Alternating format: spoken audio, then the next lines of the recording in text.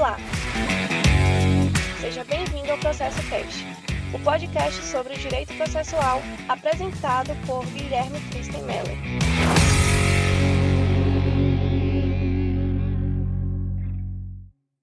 Olá, seja bem-vindo ao Processo Cast. Este episódio foi pensado para ser o primeiro de uma futura playlist sobre teoria do processo e processo de conhecimento. O objetivo é discorrer de forma objetiva acerca dos principais pontos históricos do processo civil, pensando para fins de compreender o brasileiro.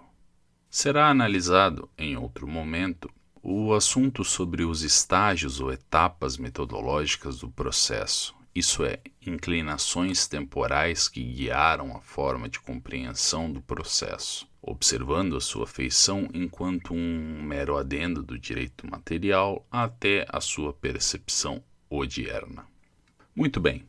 Para que seja possível contar um pouco sobre a história do processo civil brasileiro, precisamos estabelecer alguns pressupostos. Inicialmente, dentro da tradição jurídica do processo civil brasileiro, a base da cascata de intercâmbios teóricos ocorridos na história está no direito grego. Muitos procedimentos utilizados até a atualidade são uma herança dessa relação distante, como o desenvolvimento de foros, o papel central da retórica, algumas figuras envolvendo o direito probatório, especialmente testemunhas e documentos, inclusive o valor atribuído ao contraditório. Essas características do direito grego serão recepcionadas pelo direito romano, especialmente a livre apreciação da prova pelo magistrado. Historicamente falando, as civilizações greco-romanas terão um longo período de conflitos e intercâmbios de conhecimento. Nesse período inicial, a figura do magistrado, como se tem na atualidade, não existia. O juiz mais era uma espécie de árbitro, responsável por decidir, ainda que sob critério pessoal, tudo aquilo que a lei não previa. Posteriormente, essa posição foi revista e a atividade do julgador foi restrita à ideia de uma função decorrente da soberania do Estado, de modo que o processo seria uma espécie de instrumento para entrega da certeza e da paz unicamente aos envolvidos da relação processual, a partir das provas produzidas. De todo modo, o direito romano é recorrentemente lembrado pelos seus três períodos ou fases.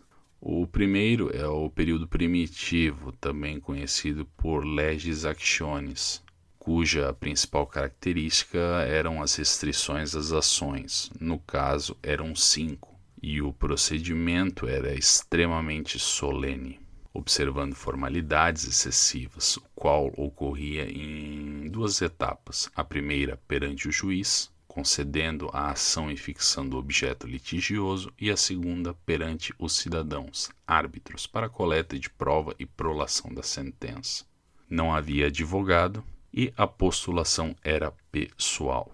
O segundo período é o formulário, no qual foram abolidas as ações de lei, pela ampliação do Império Romano e a ampliação de situações que transcendiam as limitações legislativas, permitindo-se ao magistrado conceder fórmulas de ações, aí o nome da fase, para as lides apresentadas. Entretanto, o procedimento não avançou em relação ao período anterior, excetuada a imposição de sentença pelo Estado às partes. O último período é o do cognitio extraordinária, caracterizada pela privação da jurisdição ao Estado e o procedimento assumir forma escrita. Se poderia dizer que grande parte das figuras que estão no cotidiano do processo civil brasileiro começam, ainda que de forma rudimentar, a aparecer nesse período.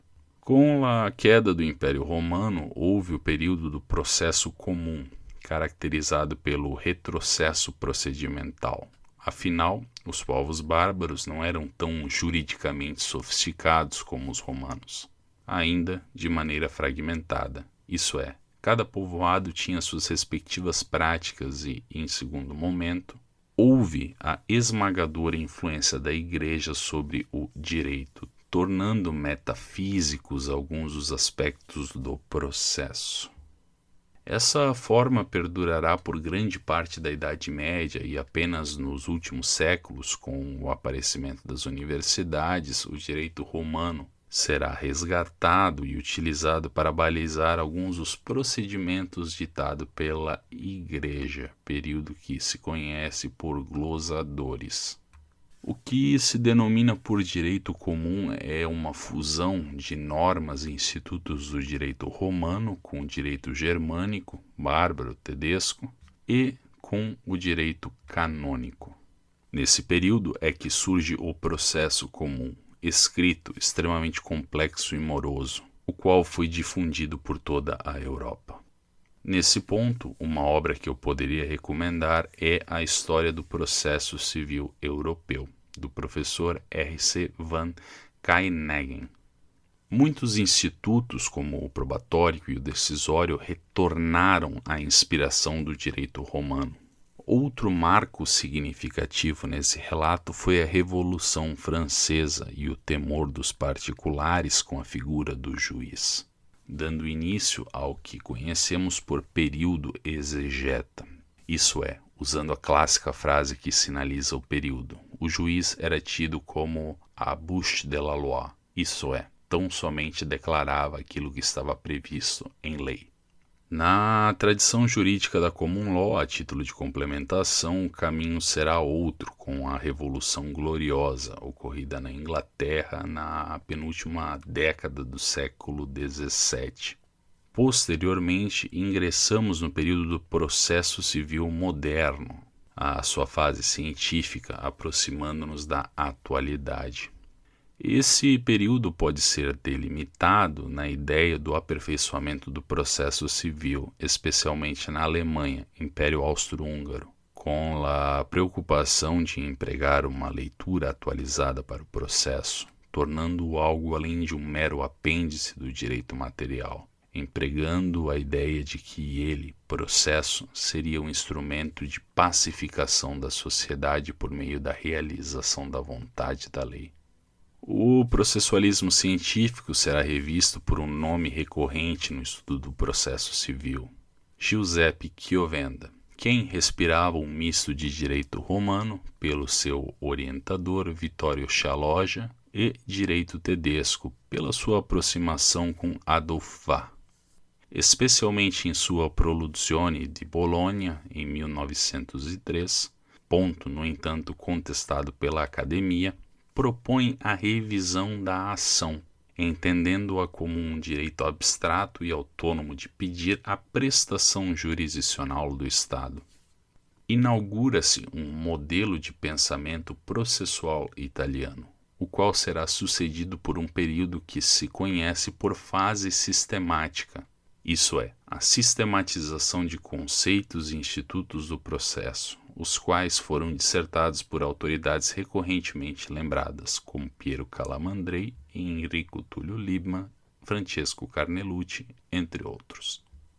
Vamos preservar essa construção e fazer uma breve apresentação da evolução legislativa do processo civil brasileiro.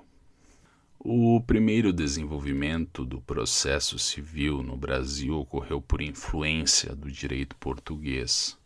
Perdoe-me, porém, não julgo relevante dar voltas nas diversas ordenações para expor o desenvolvimento do processo civil nesse período. Desse modo, podemos situar o primeiro grande marco do processo civil brasileiro, o Regulamento 737 de 1850, o qual, em sua segunda etapa, após regular disposições comerciais, estipulou normas processuais, civis e comerciais. Caracteristicamente, é uma legislação extremamente rudimentar, porém que teve as suas virtudes técnicas. Em 1891, a Constituição Republicana estabeleceu a possibilidade de legislar sobre o processo a nível estadual, o que desencadeou a criação de códigos de processo civil estaduais. Quase todos os estados tiveram seu respectivo CPC. Esse período não é lembrado com muito carinho pela doutrina. Explico. Se atualmente é difícil o acesso a cursos jurídicos de excelência no Brasil, imagine-se há 100 anos. O cenário atual, que é limitado, àquele período poderia ser restrito a uma dúzia de cursos. Isso na melhor das hipóteses. Consequentemente, muitas codificações careceram de rigor científico e o processo civil, nesse período, pouco avançou. Uma observação aos que tiverem interesse e condições, os professores Antônio Pereira Gaio Júnior e Bruno Augusto Sampaio Fuga lançaram pela editora Todt uma coleção contendo todos esses códigos, com a redação original e comentários feitos por grandes processualistas. Retomando o assunto do episódio.